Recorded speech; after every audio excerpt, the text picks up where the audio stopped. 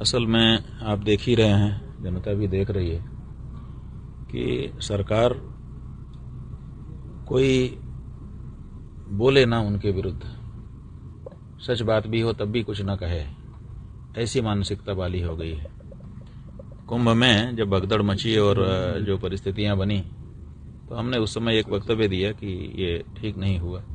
विशेष करके जो आदित्यनाथ जी ने छुपा करके रखा दिन भर घटना को, तो हमने कहा आपको छुपाने की क्या जरूरत थी, आप बताते।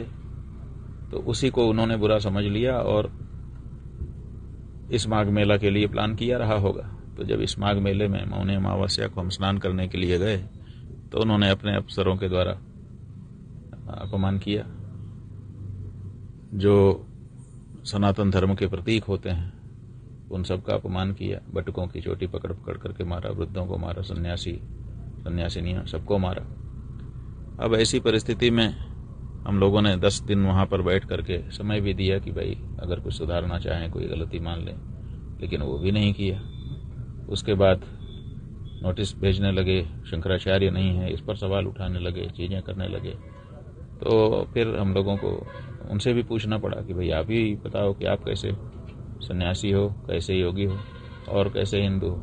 क्योंकि देखिए, कोई भी सन्यासी योगी जब हो जाता है तो उसको अहिंसा का धर्म मानना पड़ता है।